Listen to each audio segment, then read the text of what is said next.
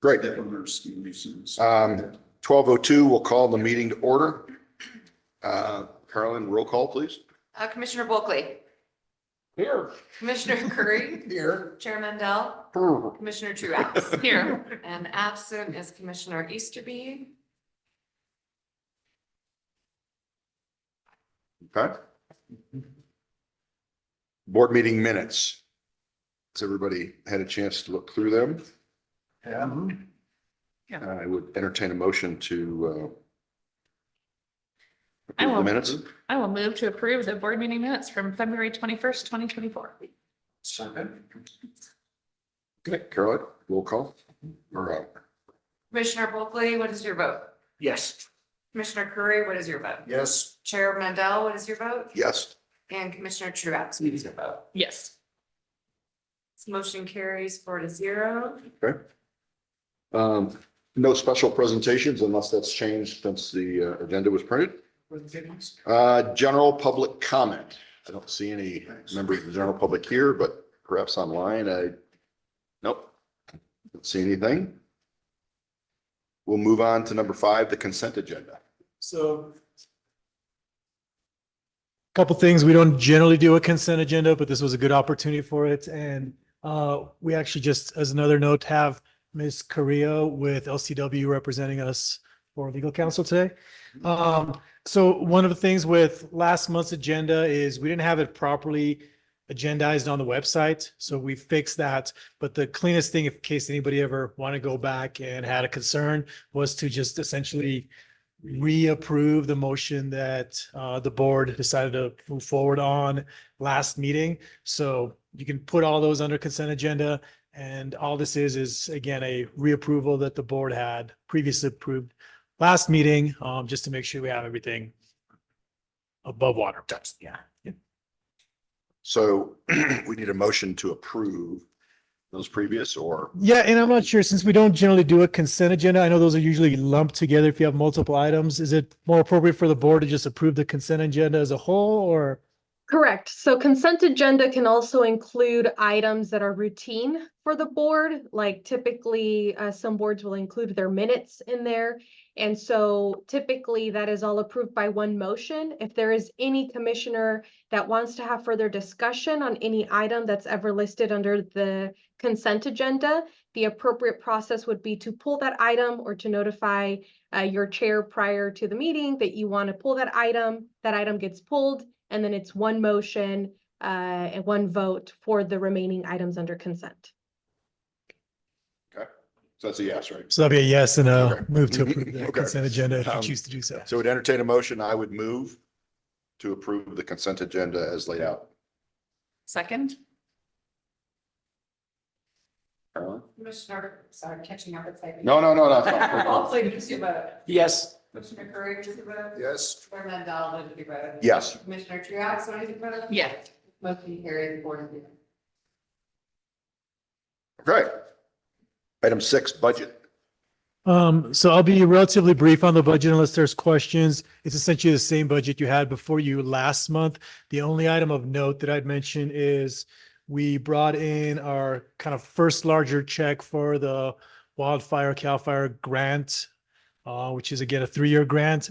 This first year was a little heavier because we also included the equipment, but it's not shown on our annual operating budget. It's going towards our capital expenditures. So the check came in slightly over $200,000, of which $70,000 went towards our wildland seasonal costs. And that's here in the budget. If you look under grant revenue, it's showing 91, and that was just from the ramp up. We started kind of accruing some of those costs because we did a lot of training that was not covered. That was basically the Q3 of last year was small. Q4 was the full 70,000. We're not doing any defensible space work January, February, March, but we will see another apportionment coming in for Q2 of 2024. Fortunately, by the time we receive that, this budget will be long closed out, will be added in, but won't be before you. So that project's moving forward fairly well. And the bulk of the capital expenditure was the Bobcat with the mulcher attachment that we have in the back. Haven't done much mulching with it, but it's been helpful with the snow lately. So that's kind of where we stand with that. And again, the long-term goal is to really be supporting our defensible space program through grants as well as assistance for hire, with those categories growing on the revenue side. Assistance for hire, we essentially got out 2 weekends, just coverage within the county. Only one is reflected here. So we made roughly 60,000 in revenue just in those 2 weekends. So again, the goal is if we can get that engine company out for, a good portion of the summer, it could be a way to gain that experience, as well as help fund the program. So, any questions on where we are currently in the budget?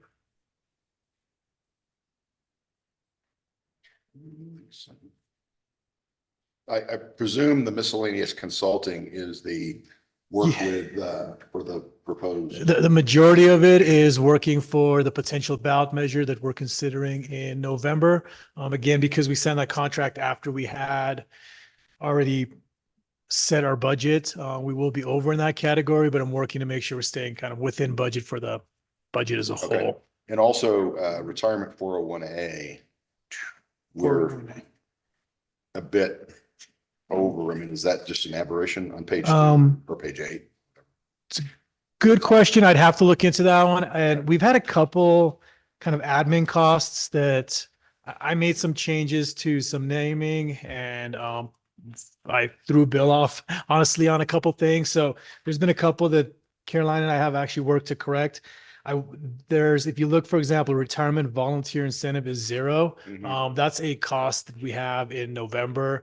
So we've actually already seen the majority of these costs, and they're just in categories that are off slightly. So overall, as far as the glide path goes on administrative costs, we're in a good shape. But yeah, I would have foresee that going back towards budget, and just some of those got slightly off a little bit.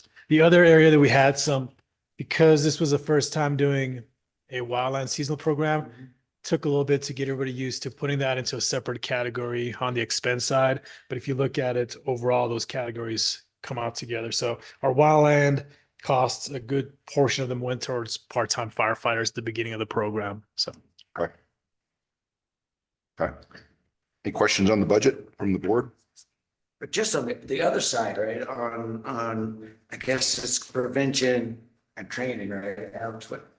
You Sure. seem to be a little behind there. Yep. Below glide path, but I'm assuming that in the summer, but that kicks in a little more. Yes and no. So a couple things. Prevention tends to be a reflection of 2 trends, and Chief Morrow spoke on this last time. As far as on the expense side, it's anytime we get permits that are being worked by, basically Interwest is the group that we work with. So it's a reflection of a little bit of a slowdown. We saw quite a bit occurring with last year due to both just the increase in construction as well as due to the emergency. You had quite a few people doing repairs and that sort of thing. We've also changed some of the inspection types that we're on. So there's gonna be a little bit of reflection on that, although that wouldn't be really from the expense side. It's more from the revenue side. The good news is those usually move kind of in unison. So you see your expenses go at a slower rate, but your revenues at the same time. So it kind of balances out. As far as training, and Chief Such can correct me on this if I'm incorrect, we generally leave that category fairly robust. We also see the bulk of our training in external training. And this is usually the cost we have for external instructors kind of in the fall and in the spring. So in May, we will do quite a bit of that, but we've been working quite a bit with trying to have the state come in and teach classes to help us save on that funding. So this is a very heavy year for us on training, and maybe Jeff can just touch on that subject real quickly. Very briefly, Yeah. we have nine courses that we're offering over the next like 7 months. Yes. Where these people will come away with an actual certificate of a state certification. Where they're actually. Yeah, and just to put that in perspective for you, on any given year, we probably do 1 or 2 certified courses. So doing 9 is a significant increase. Yeah. And there's a couple of reasons. One is just for me, training is a strategic priority due to the type of workforce that we have. And I think that's an obligation. It's also, since we're not running a fire academy, we thought this would be a good year to really get to some of those certs that we usually can't get to. So. Sounds good. Oddball question. Do we get any preferential sort of consideration from an insurance standpoint, given we, train more or less? I mean, if we didn't train, I'm assuming that we'd be higher. Great risk. question. Yeah. So, so insurance in general, there seems to be just a disconnect between any kind of measurables and any type of insurance. And, not just on the training side, but we've seen that reflected in our costs on the building. I mean, clearly Fire Station 1, could one of the medics burn it down because they're cooking? Possibly, but the chances of it burning down from a wildfire perspective, Why did you point specifically? because he happens to be the off-duty medic today. There is a disconnect between risk and costs associated. The insurance side with training and looking at the district is interesting. The standard method that's used is referred to as ISO, and it's an office that is used by insurance companies to help kind of do an assessment of where communities are. It's essentially an old marker, so it doesn't get used as much as it used to. We do still work with ISO to try to hit as many of the categories as we can. The difficult thing is the largest factor that they consider in the ISO rating is frankly number of staff personnel on site. That's been the biggest hurdle that we've had. From the training side, we do very well with the difficulty of running a training program on the Eastern Sierra in an incredibly remote area. For the most part, these are put on by community colleges. And that's generally where people would go and get their firefighter one. There's basically about 7 or 8 what are considered local accredited academies that are done by an actual program. And those are your LA County, your LA City, Oakland Fire. So departments of our size just can't do that. So usually what they do is they have you go to your local junior college. We're so remote here that we can't do that. There's not enough of a mass for the junior colleges to put a program on, which is why we have to do it in-house, which is why I believe strongly that we have to have a strong training program because we essentially own that piece. So, Okay. All right. Any other budget related questions?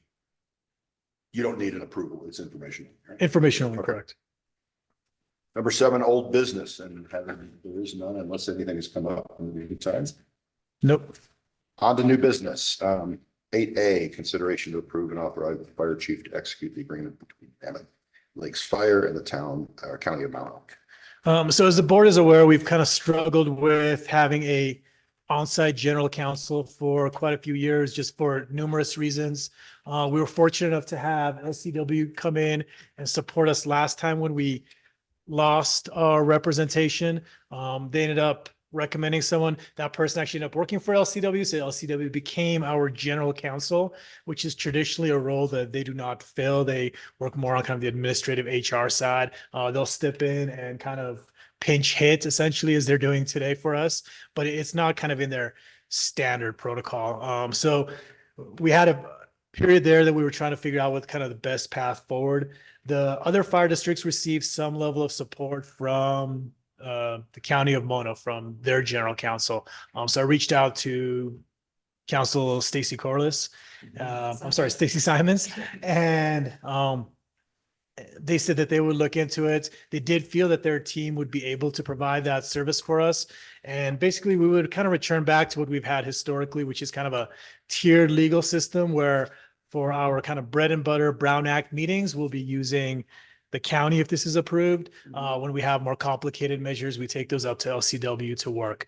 Couple of things that we had to work through is obviously whenever there's a conflict of interest, those would be things that would have to get worked out. So if there are any issues that potentially there might be a conflict between the county and the fire district, we would have to work through to resolve those. Additionally, LCW also has the county as one of their clients. So I am cautiously optimistic that those are going to be the exception, not the rule. And that for the basic kind of Brown Act procedural things, this will be a good fit. So this was approved by the county board last week. I was not able to attend that meeting, but I did attend this meeting to thank them at public session. And it is before our board to move into. It's essentially a 3-year contract, but it has, at any point, if either party decides that it's not a good fit, that you have the standard kind of 30-day notice to stop services. There is a fee schedule that is attached to it as well, and it's actually relatively good fee schedule for what we'd be receiving. So How, I have a question for legal. How is it determined which level of legal staff, assistant or deputy or chief counsel, based upon the tiering structure? Is it the complexity of the issue, or who's working that day, or what? Is this question for me, or do we have county council available? Because I think. No, I think it's for That's the county. anybody who can answer it. Yeah. So I could probably answer that a little bit, kind of, and maybe you could just speak on best practices. So my understanding, speaking with Stacy, is they would provide us kind of a team, and they would tier it based off of what's appropriate, but also recognizing there's a couple of things going on at the county. Stacy's actually retiring in April. They have a strong assistant county who is Chris. I can't remember his last name right now, but he's been with that team for quite a few years, and he will probably most likely be running with it depending on what they decide to do moving forward, Okay. for a bit here. So the majority of the time, we'd most likely be dealing with some level of staff that is appropriately trained, but not that highest level. So it's a triage based upon complexity and job. Essentially, Okay. yes. And to a certain extent, there's multiple levels of triage going. I don't bring every single issue that comes up to county. And then once we have that discussion with legal, they might say, hey, this is something you really want to take to LCW. We really are just here to provide you with those kind of minimal services. So there's multiple levels of triage occurring currently. Most likely Jeff would be our primary contact who attended the meeting last week. Unfortunately, there was a conflict this week where the county board meeting is running late. They're over at the parcel doing a walkthrough. So he had a previous engagement, but their goal is to have somebody at our meetings on a regular basis if we move forward with the contract. Yeah, I mean, the question really isn't a decision consideration. I was just curious. Yep. Okay. Any questions on the agreement? No, just a comment that these rates seem quite reasonable for, Yeah, so Do you want to? that was gonna be my, Yeah, Even and if the high these dollar rates, rate, but- one thing that was mentioned, these are at the current contract. Obviously, they have COLAs that fit in, that should be roughly around CPI. So there will be a slight change of these year over year, but I would agree that they're fairly reasonable. I think we need a motion to approve. Yeah, Correct, this would require a motion. okay. I would move to approve and authorize the fire chief to execute the agreement between the Mammoth Lakes Fire Protection District and the County of Mono for legal services to be provided by the Office of Mono County. I would second what Betsy said. Commissioner Bulkley, what's your vote? Yes. Commissioner Furry, what is your vote? Yes. Chairman Dahl, what is your vote? Yes, Commissioner Truax? Yes. This motion carries 4-0. item B, consideration to direct the fire chief to draft the district position on the maximum height of cell tower. So a little background on Say this. this one I didn't understand. Yep, it's, a little complicated. So the planning commission approved the cell tower at Station 2. I believe it was at the beginning of this month. We did a presentation. It was approved 5-0. The process can have an appeals process. So essentially what ended up happening is a portion of the HOA at Creek House is appealing the process, and they are bringing a list of general complaints or concerns that they have with the project moving forward.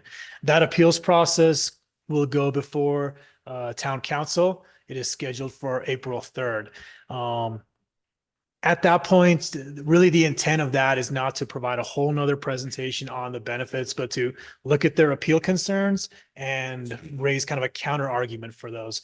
They have a list of things that they would like looked at, but essentially the two that pertain directly to the district are, one is the height of the tower and the ability of AT&T to increase it above the 80 feet. Their second concern deals with whether this tower is actually even necessary from a public safety perspective. That's a whole separate issue. I have quite a good response on that, dealing with how our radio system works, and can deal with that one just based off essentially just data and information. This one's a little different. This one speaks to kind of the intent of the fire district. When we went through the process of working with AT&T on this, we really looked at kind of the needs of the community, not frankly the needs of AT&T, because that's what our job is. And we said, look, AT&T tower, great, but ultimately what we're looking for is coverage for our whole community. And, you know, are there other providers that could potentially go on that tower so that we can have, and the primary reason is because if I have a Verizon phone and messaging goes out, it will not happen on the AT&T portion of it. So the original tower was designed, and we've worked with Verizon. They have, you know, an intent to come into an agreement with the district to be below AT&T on the tower. So the tower is currently designed to provide for both providers so that we can provide coverage into the Old Mammoth area. There was voice concern that, and essentially once you sign one of these agreements with AT&T, you're held to it, and federal standards are basically you're subject to those. One of those includes the ability of that provider to raise that tower up if they have to.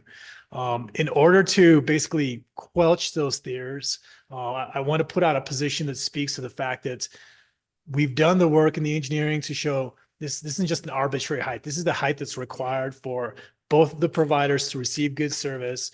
We have intent from both providers to go within those locations on the tower, and there's essentially no reason to increase the height of the tower.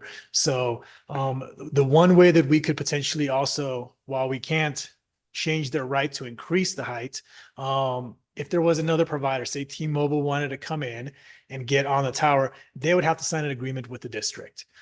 So the district still has that ability because they're going to need ground equipment. And if they don't, and if the district chose not to sign that agreement, essentially there would be no reason to raise the height of the tower. Does that make sense? So in that sense, the board still has the capacity to control within limits the height of the tower. I think the board never wants to limit itself for all decisions on anything moving forward, and ultimately future boards, you know, can make decisions. But I think it's important also to explain our position that this truly is the height. There's no, you know, bait and switch here where we intend to put in 100-foot tower. It's, you know, 20 feet taller.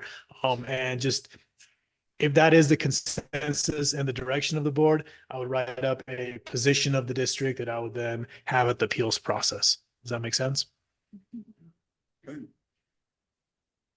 Yeah, I think I think you're right. I don't think we want to give up the right to review it at some point in the future, but I also understand them. I mean, at one level, I don't like the 80-foot tower, but once you're at 80 feet, it's kind of academic after a while because it's nothing's changing except just going higher. So, and I'm not aware that there's any condos over there with a higher than an 80-foot deck. Could I say that's a fair statement? So, they're, you know, you're either going to see it or you're not. So, yeah. So I guess I'd be looking for direction to staff to move forward with that position, and that reflecting the position of the board. Is that, I see everybody nodding their heads. So I was like, yeah, I don't know if that necessarily requires a motion because you're not doing a resolution or anything. But again, I'll write up a position of the staff. Okay. All right. Chief Officer to staff reports, report on the Knox box upgrade project. Chief Such and Chief Walker. I'll take the first half of it, I guess. Thank you guys for approving that. We purchased the equipment and we've installed the equipment on all of our apparatus. So actually that rollout is complete. And then Chief Walker worked with the online vendor, and they have now rolled out that to our community so that when people are now to meet code by their Knox box, they're actually getting the electronic lock. So I was just going to ask you, what does that mean for an existing owner who has a Knox box, but it's keyed? Nothing. You can choose to upgrade to the electric box. We felt that was something you want to do. It's about $400 to upgrade an old box to the box. The box stays the same. We've got to get replaced. Different, yeah.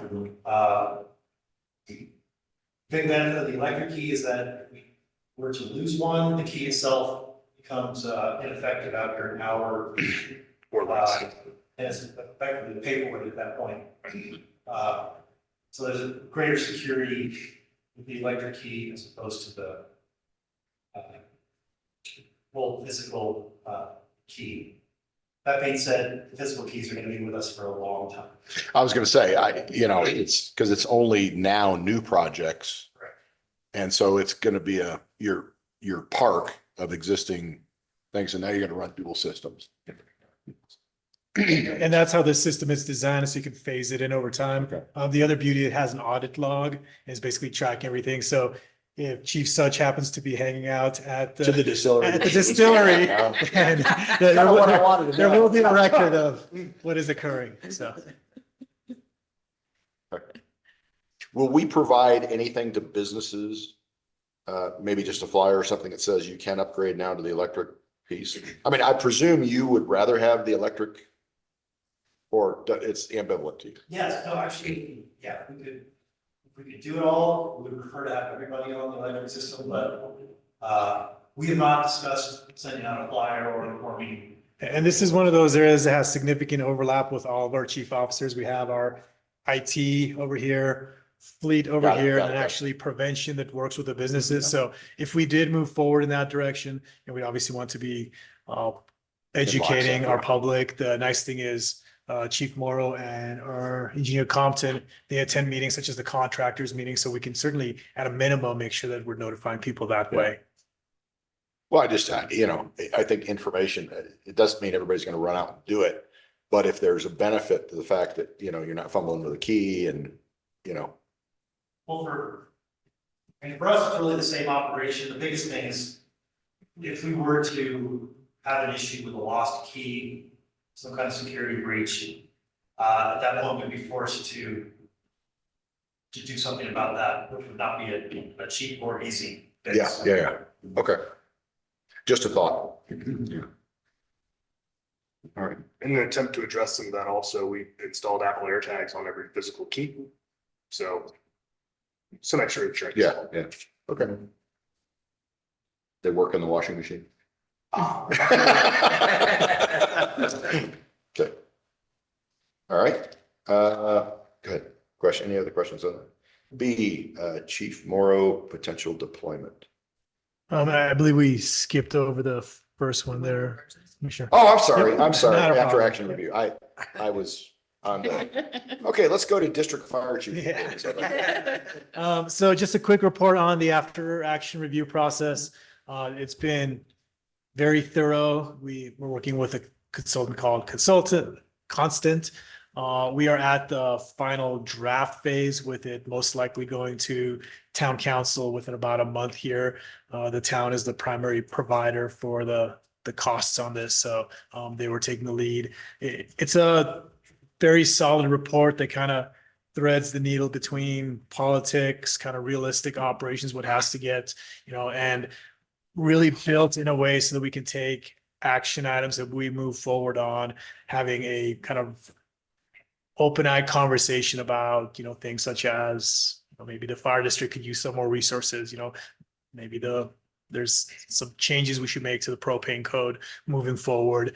Things like that, it's good to have an outside voice speak on, as opposed to just the district trying to, make that argument by themselves. Again, this is a very senior group that has done everything from the Paradise Fire and does work for Cal OES, for FEMA. So this will be a very good report that will give us action items that we can then take before other bodies. We can also use them for grant opportunities when grants come, say, look, we have a valid statement here that this is something that needs to get addressed for this community. So that's moving forward well. I know that several of the board members participated in that process, and thank you for your time. And obviously when that report's complete, we'll be bringing it to this board.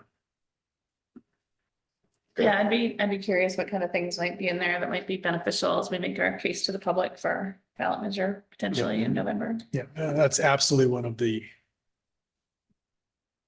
indicators, and is that we need to take a look at services as a whole from the public safety sector. Okay. So moving on to Chief Morrow's potential deployments. Trying not to get too far ahead of this issue, although every week when Chief Morrow attends another meeting, it's looking more and more probable that she will be deploying, and she can speak on it a little bit. I'm really trying to balance not getting ahead of it if it doesn't potentially happen, but also preparing the district if she does actually deploy. So we've flown what I'm going to call a job announcement for one, just a general position to see if there's an ability to fill Chief Morrow's role the way we did with Chief Walker the last time she deployed. But also, if that's not the case, seeing if there are opportunities for different people to pick up different pieces, such as helping with maybe the operational side, but not the prevention or the emergency medical services side. So that's a 30-day process, and just want to get that ball rolling. That way, if she does deploy, the district will then have some applicants we can look at, and we're not starting that process at that point because there would still be the whole hiring process that would entail. So that's where we currently stand. And again, has pretty significant implications for a staff as small as ours when we lose one of our chief officers. Chief Moore, you want to add anything to that, or? We did have a legal briefing yesterday, or the other day, and I did talk to my commander. It's perfectly acceptable that I could continue on working, remotely, so I could actually still be here, be committed to the fire department, while I'm gone. But yeah, I did my second medical, my third medical and admin scrub, and I went from a soft go to a go-go. And then, of course, we have another one when we get out of public losses in June, but our actual deployment date is May 30th. How's the Zoom service in Honduras? Oh, I have, trust me, I tested your hair, really on Honduras in February. I tested all the VPNs, I tested internet access, so I'm good to go there. FaceTime's great, so we'll be good to go there. Right. Might be better than our servers here. Yeah, exactly. In fact, probably pretty much as it is. They look great. All right. Just an update on wildland staffing for the upcoming season. So for those of you that may not be familiar with this, the federal government has had significant difficulties in staffing all positions, but primarily fire safety positions. The way that they're classified, they essentially pay $16 an hour. They're a forest tech. They're not comparable to state and local jurisdictions or federal firefighters.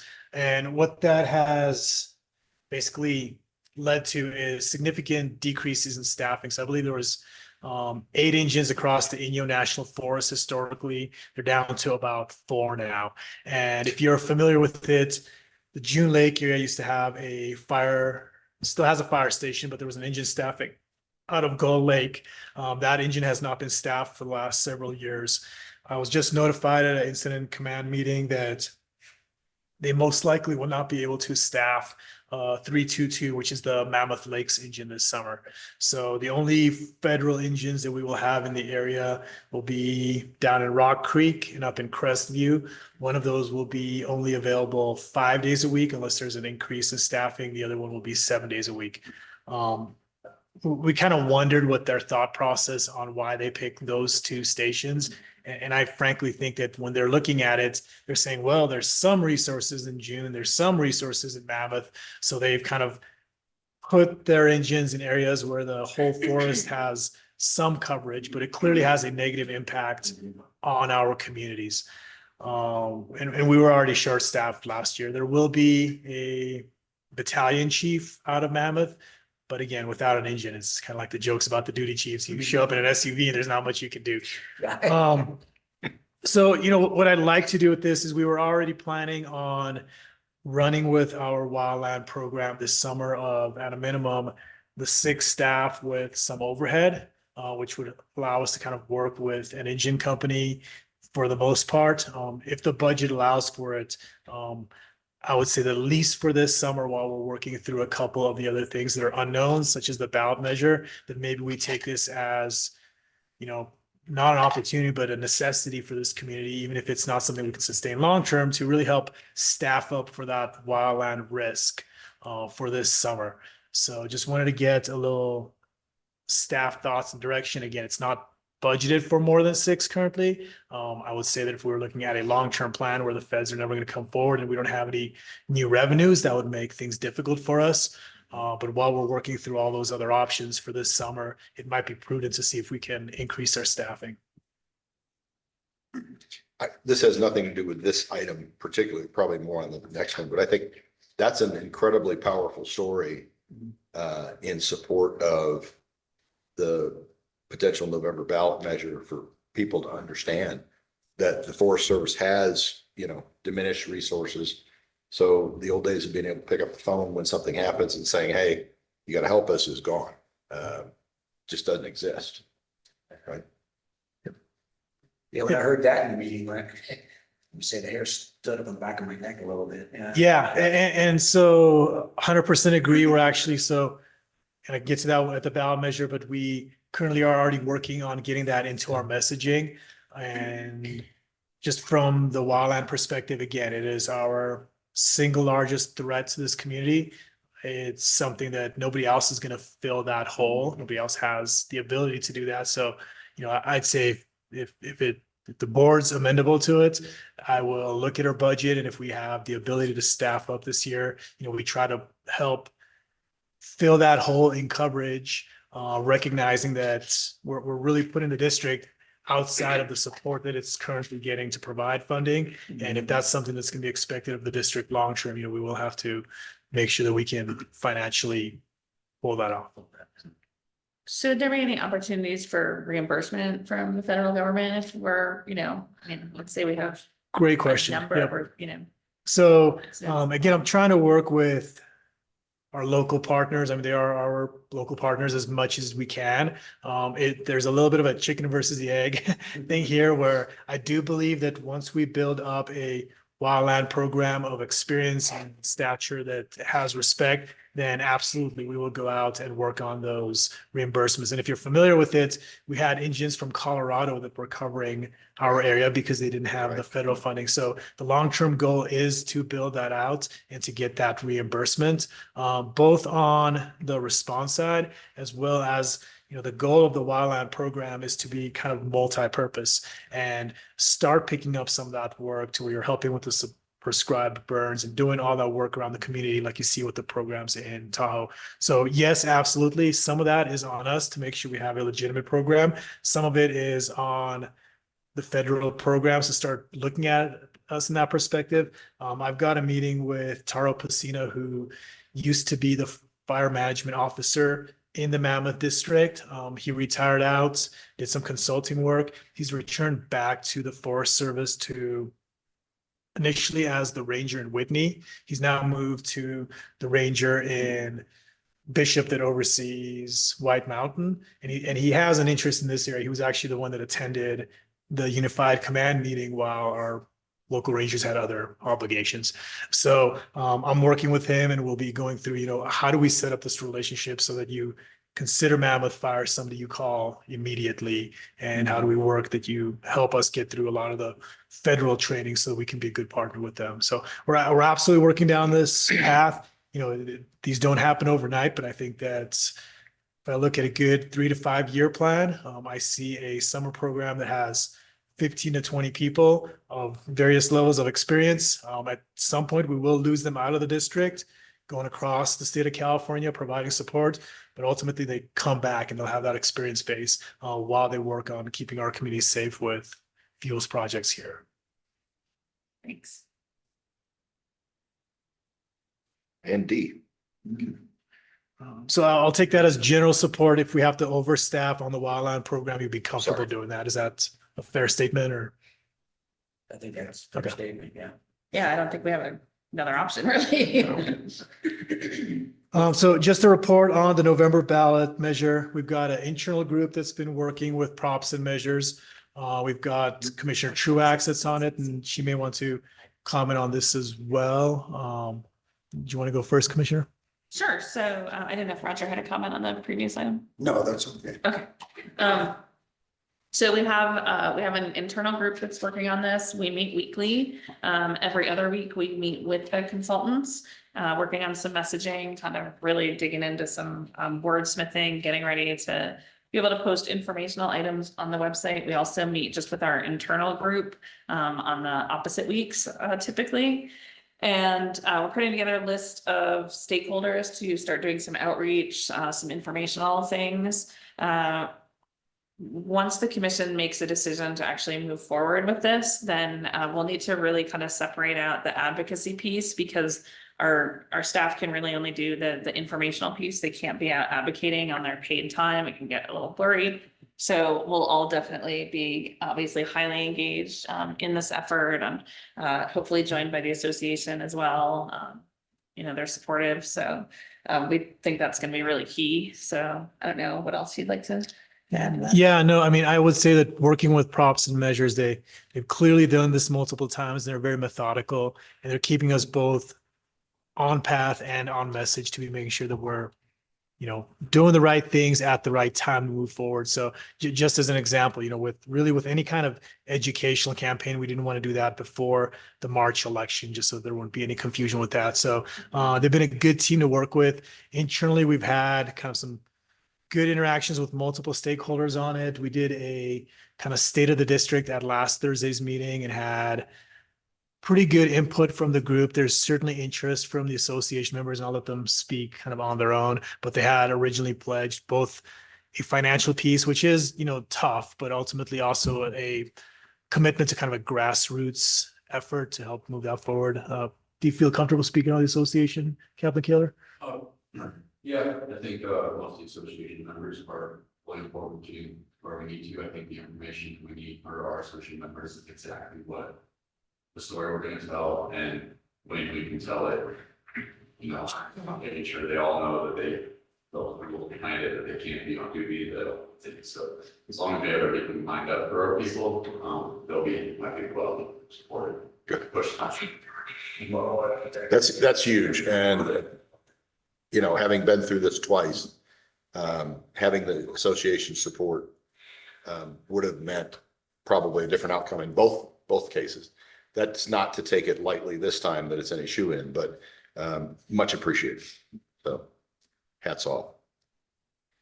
Chief, has staff come up with an idea as to where that money is going to be spent and how it's going to be spent? Yes, that's actually an interesting point there, Commissioner. So one of the things is, you know, and this is again kind of coming from props and measures. We tend to look at it from how we run operations. So we talk about fire engines and, you know, creating positions and that sort of thing. And really the recommendation from there is, as Chief Revolk used to say, what's in it for Mrs. Smith, you know, and looking at it from Mrs. Smith's perspective. And that's where some of that polling came in on the front end as far as what's important in our community. Sometimes we forget about the fact that 60% of what we do is assist on medical calls. That's really important to people. And when you talk about changing outcomes, you can't run a full arrest with two people. You know, those are things that you really need a team to show up for. We provide a backup ambulance when the initial ambulance is out. So a lot of those things that we kind of just take for granted because we love running into burning buildings, those are things that we need to make sure we're spelling out to the community. So right now we're working with props and measures to kind of, from the voters' perspective, get out there and explain what it is they would get from it. And I could tell you off the top of my head, you know, there is basically medical services, wildland, work on people's structures, a little bit lower down, there's some equipment and that sort of thing.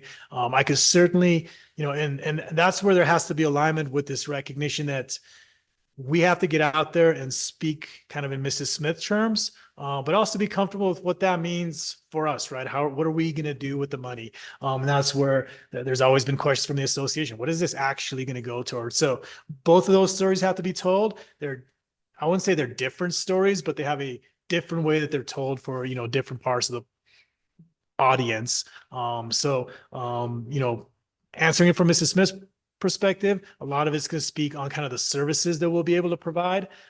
Speaking on it from kind of a budget operational perspective, the vast majority of it is going to go towards some level of improving our staffing, you know, so whether that's summer jobs, full-time jobs, there's going to have to be a portion that's tied to equipment. And I would recommend that a portion of that is tied to housing. How that's all split up is, you know, we can get into the details on that, but really what we want to get done right now is get that messaging out when I go speak to town council or Lions Club or Rotary. But if you'd want more detail for the district, for the board, I can do that as well. This is just a subtle change. I'd be cautious about, given how other measures have gone, of leading with the housing piece. I think that that's a real flashpoint for some people. And frankly, I'd be much more, and you guys have to decide, much more comfortable with talking about new funding going toward the things you talked about, equipment, and whatever we do with the existing budget. I'm not talking about changing our strategy. It's just that it seems like the housing, everybody's doing housing, school districts got pilloried on it. Everybody else is looking and saying, you know, what? Yep. And the consultants would absolutely agree with you. Oh, right. Okay. We've actually had some really interesting discussions about that because of course, unlike people who work for the school district, our staff have to be within Right. 7 minutes of a fire station when a call goes out. So we really thought that'd be like a compelling piece and, but the consultants were said, they said even in their testing, they said, look, housing is an issue for everyone. So Yeah. they said, we would really focus on, particularly like Chief said, medical response. Won't change our outcome. It Yep. just, I And- wouldn't carry that flag up front with everybody. 100%. And that's where, I have to, before we get to that point, do a couple things to really delineate.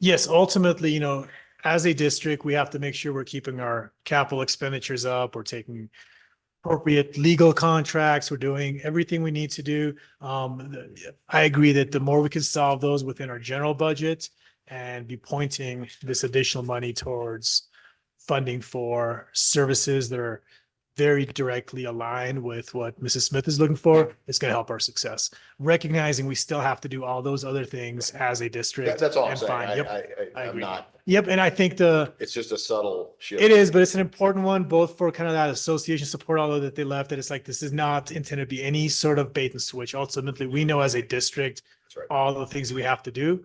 This will help us do all of them, frankly. Yeah. So.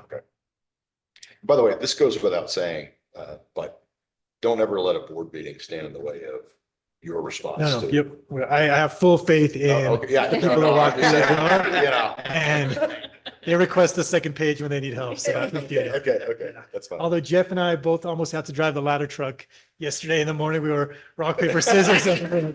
So sometimes it's Who's in truly, front, who's in back? it truly does come to that. And, I think that is one of those things that people just don't recognize about the district. They see a fancy building with a lot of engines in front of it. Yeah. And, sometimes those are difficult to staff. So. That goes back to, I didn't hear anything in there about staffing Station 2, which from my background is really important. That's staffed up so that we've got response over in Old Mammoth where it's really needed. And when I talk to people and I inform them that, yeah, we've got trucks in there and that, we have no staffing. And as small as it is that we have staffing here, most of the time going out with 2 people rather than 3. I think that's where the community has to know Another good how vulnerable they are. And I mean, I don't mean to use scare tactics in that. Yeah. But they need to be scared with what we've got out there in the way of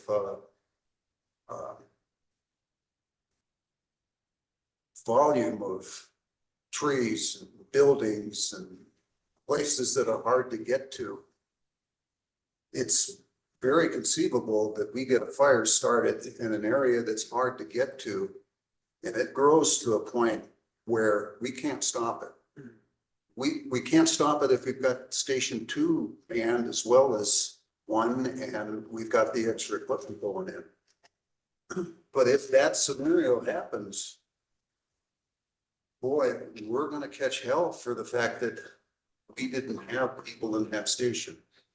You know, we can go ahead and give everything that we've got in there, but it's not gonna be enough.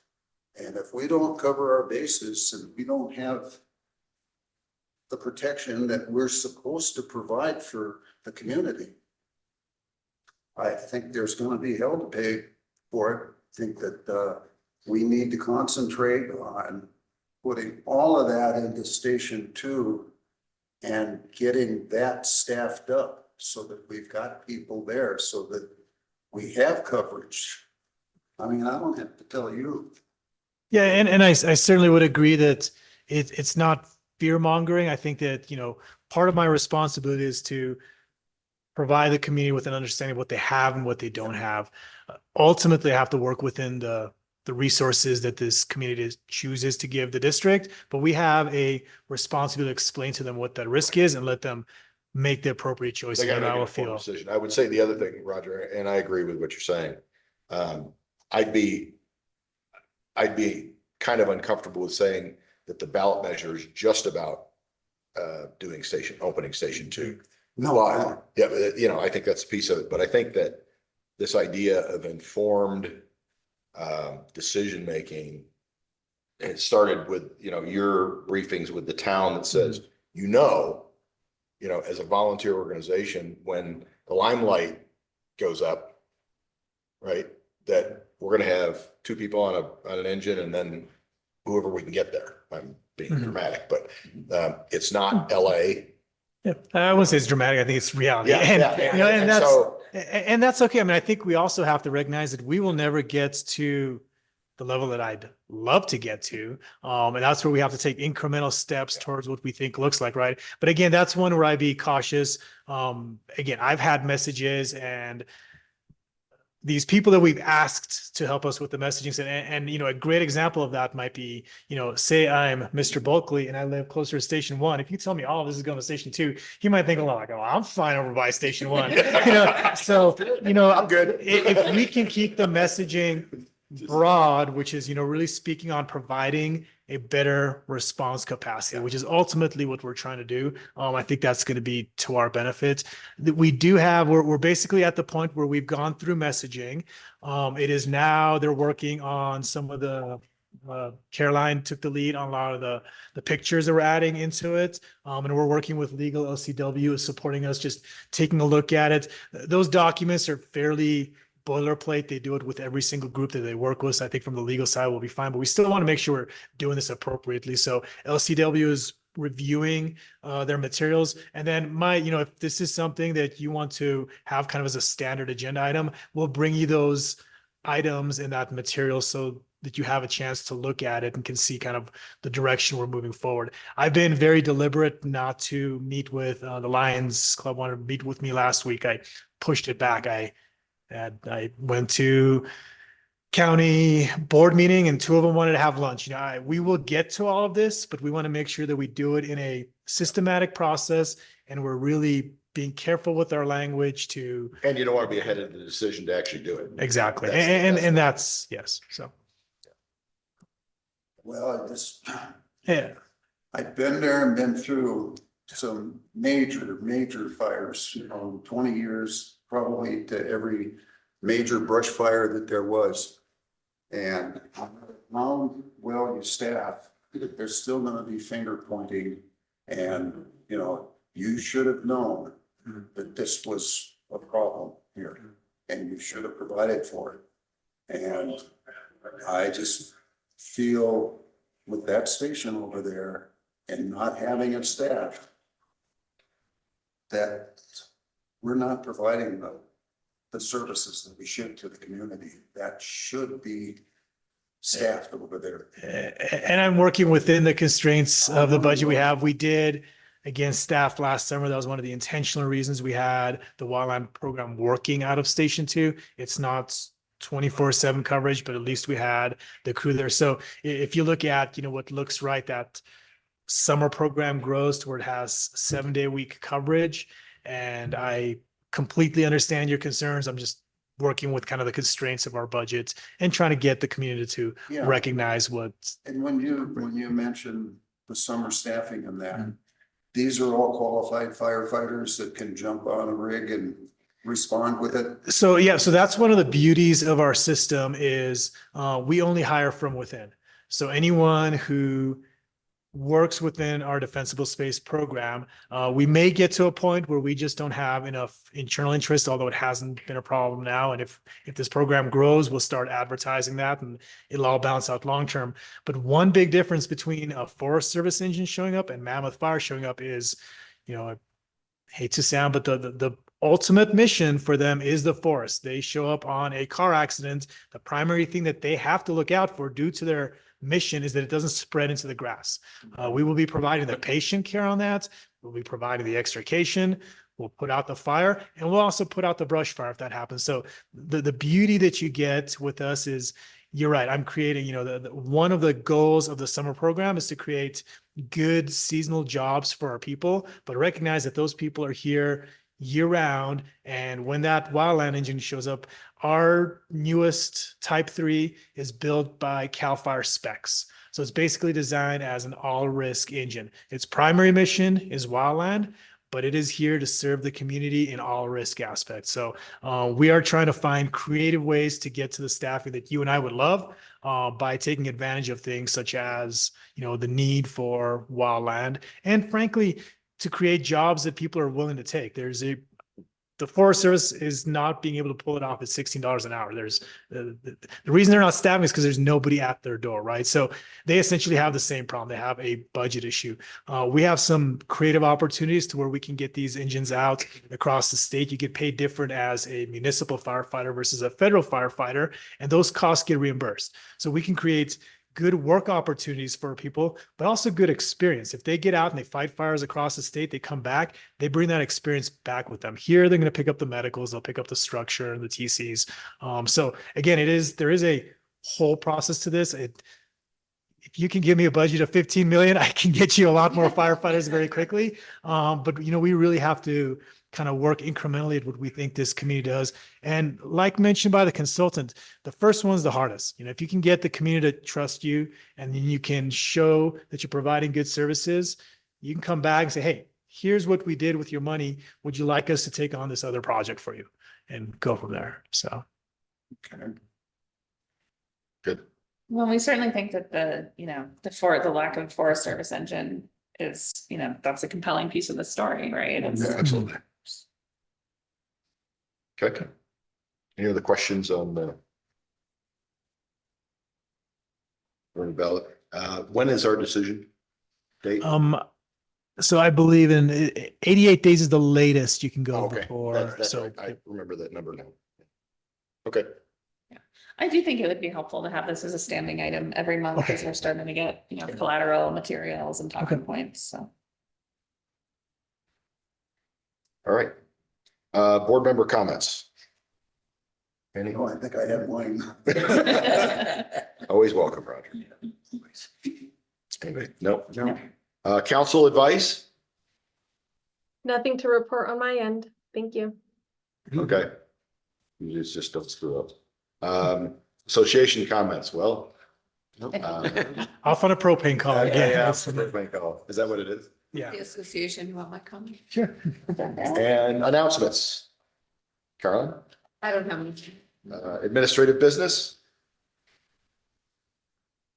Next meeting. How does April 16th look for everyone that's here? I am not here that week. But that doesn't mean in any way that you should move the meeting. Okay. If that's when we need to do it, we need to do it. So, The rest of you calendars look okay? And I'll check with Commissioner Easterby. Okay.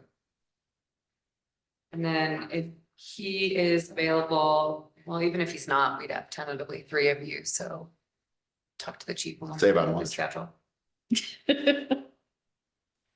okay. All right. Any other questions or comments? 60 minutes on the dot, adjournment. All right.